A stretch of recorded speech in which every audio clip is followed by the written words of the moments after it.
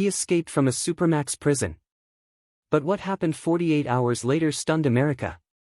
Hit subscribe before the lights go out, because this story only gets darker from here. The alarms began at 2:17 a.m., echoing across Blackstone's Supermax like a metallic scream tearing through the night. Guards sprinted across the yard.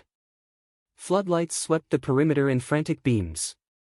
Somewhere in the chaos, a single message crackled through the radio channel, tight, breathless, and unbelievable. Inmate Marcus Hale is gone. For a moment, nobody responded.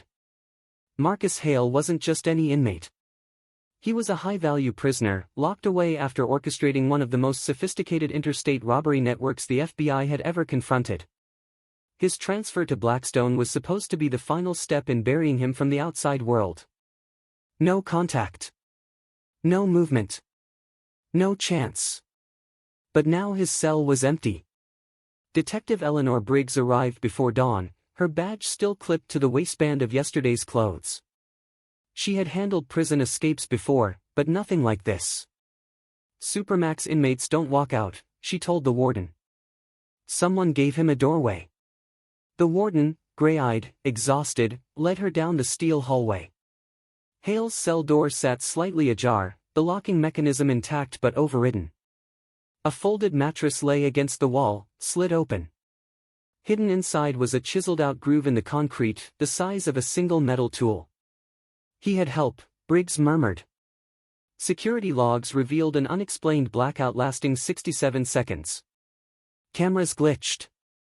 Motion sensors froze. And in that 67-second void, Hale vanished into the deepest shadow the prison had ever seen. By late morning, the escape dominated national headlines. Helicopters circled the rural outskirts of West Ridge County. Tactical teams combed pine forests. Border checkpoints activated. Every agency with boots or a badge descended on the region. Still, Hale remained a ghost.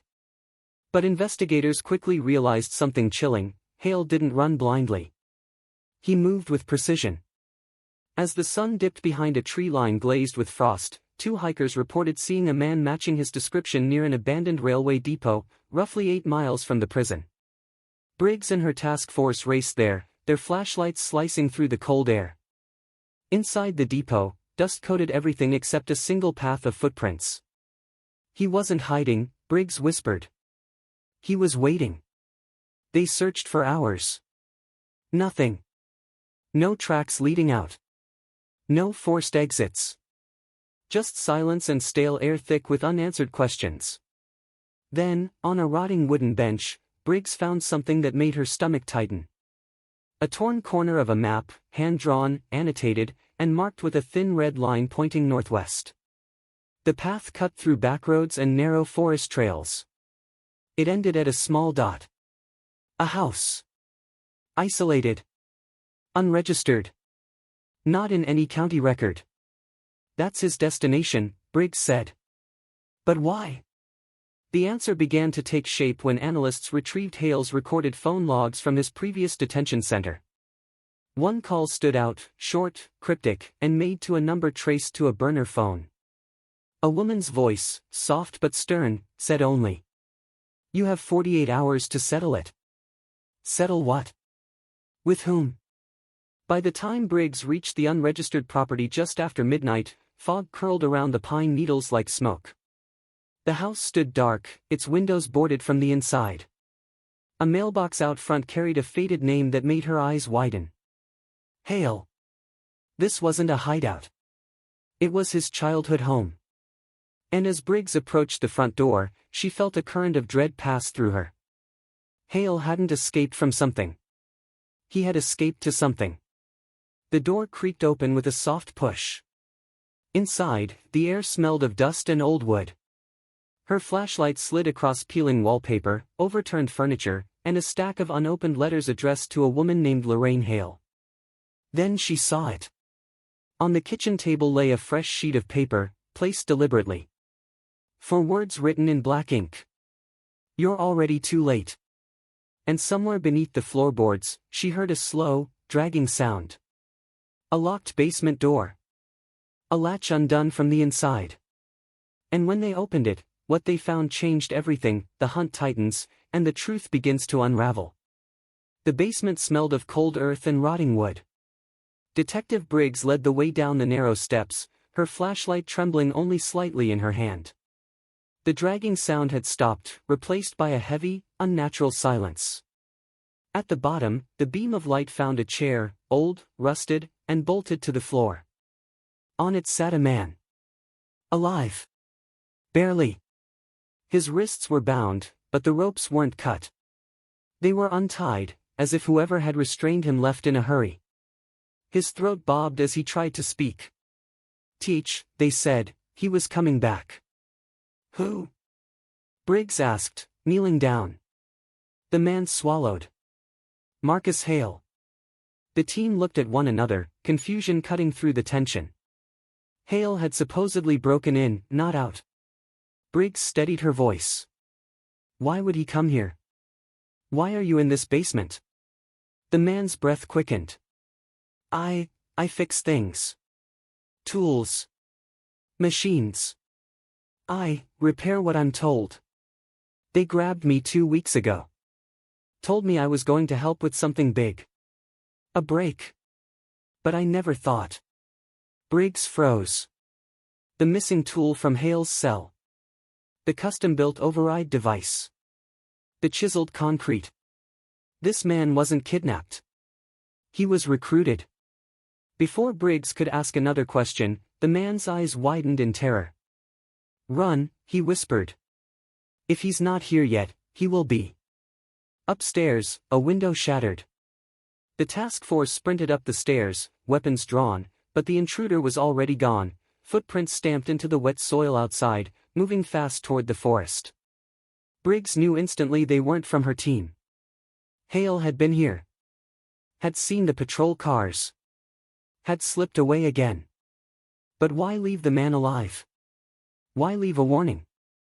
As dawn brushed the treetops with pale light, search units fanned out across the dense woods. Drones buzzed overhead. Tracking dogs barked into the cold wind. And still, Hale stayed one step ahead. By mid-morning, a new discovery shifted the tone of the entire manhunt. A patrol found an abandoned cabin 2 miles north, a place Hale had clearly visited. Inside, pinned on the wall with a rusted nail, was a small, faded photograph. Briggs lifted it carefully. A woman. Late 40s. Warm eyes. A tired smile. Lorraine Hale. Marcus Hale's mother. She had disappeared 12 years earlier. Police had filed her case as a probable voluntary absence, citing debt and personal stress. But now, scribbled on the back of the photo, Briggs found a single sentence written in the same black ink as the message from the house. She never left. The implication crashed through the room like a cold wave. Hale wasn't running for freedom.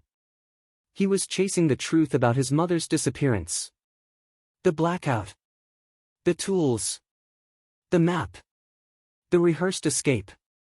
He had planned everything down to the inch, not to flee the justice system, but to expose something buried long before he entered it.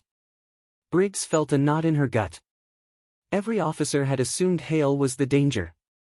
But what if he was also chasing a threat? A deeper shadow? They pushed farther into the woods. The path Hale followed grew narrower, more deliberate, almost as if he was guiding them somewhere. But then the tone of the search shifted again when a drone team flagged an anomaly, a hidden service tunnel, partially collapsed, built decades ago during a failed infrastructure project.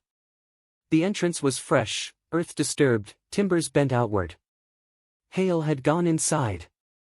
Briggs and her unit descended into the tunnel, their lights revealing carved initials in the stone, LH repeated over and over, like someone had been trapped there once, for a long time. At the end of the passage, they found something that made even the seasoned agents go still. A rusted metal door. On it, written in the same black ink. Ask the warden what happened here. Briggs felt her blood run cold. This escape wasn't about running from Blackstone. It was about tearing open its darkest secret. And somewhere in the tunnel's echoing dark, a single sound drifted toward them. Footsteps. Not one pair. 3. And none of them belonged to Marcus Hale. The secret beneath Blackstone. Detective Briggs raised her hand, signaling silence as the echo of footsteps multiplied through the narrow tunnel. 3 distinct sets. Slow. Unhurried. As if whoever approached already knew the task force was here, and wasn't afraid. The agents formed a defensive line. Their flashlights cut long beams through the dust. Briggs stepped forward, heart pounding, every instinct shouting that the truth was seconds away. But it wasn't Marcus Hale who emerged from the darkness. It was 3 correctional officers from Blackstone's Supermax. Still in uniform. Still armed. Still too calm. "Detective," the lead officer said with a faint smirk, "you weren't supposed to find this place." Briggs locked eyes with him. "Where is Marcus Hale?" The officer tilted his head, studying her like a puzzle piece he hadn't expected to see. "He's looking for something he'll never find. And neither will you." Behind Briggs, the task force tightened their grip on their weapons. The tension thickened like smoke. "What happened here?" she demanded. "And what did you do to his mother?" The lead officer's expression changed, just slightly. "She asked too many questions." "So did he." Some families never learn when to stop digging. It was an admission. Cold. Controlled. Terrifying in its simplicity. Briggs's breath caught. So Lorraine Hale was here. A shrug. Everyone who becomes a problem eventually ends up here. That sentence settled like ice across the tunnel. Before Briggs could respond, a faint, muffled sound echoed behind the officers, metal dragging across stone. Footsteps. A silhouette emerging from deeper darkness. This time, it was Marcus Hale. His face was pale, streaked with dirt, but his eyes were burning with something primal. Not anger. Not desperation. Determination. He didn't run to escape. He ran to confront. "Hale," Briggs said cautiously, "stop where you are." But Marcus wasn't looking at her. His gaze locked on the 3 officers blocking the tunnel. "You lied," he said, his voice raw. "You told me she left. You buried her. You buried everything." The officers reached for their weapons, but Briggs stepped between them and Hale. "Put your hands where I can see them. Now." The lead officer's jaw tightened. "Detective, you don't know what you're protecting. This entire facility, its funding, its oversight, its staffing, depends on certain problems staying buried. And you decide what counts as a problem." Briggs shot back. He didn't answer. He didn't need to.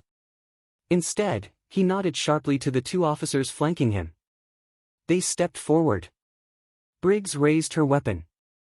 Her team mirrored her instantly, forming a solid line. "Not one more step," she warned. For a moment, the world froze.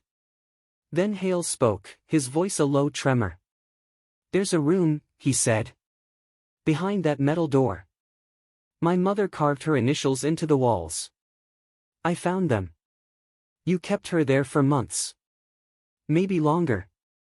The lead officer's facade cracked, revealing something darker underneath. "You weren't supposed to see that." He reached for his holster. Briggs didn't wait. Her command voice shattered the standoff. "Drop it. Now."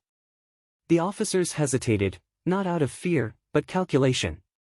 They realized the tunnel, the evidence, the witness in front of them, it was all too much. Too exposed. Too late to contain. They slowly raised their hands. But something in Marcus Hale shifted as he watched them.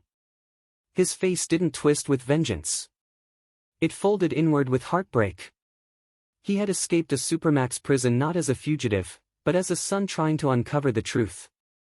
Briggs approached him carefully. "Marcus, we will handle this. The system will handle this." His voice cracked. The system did this. He was right. And he was broken by it.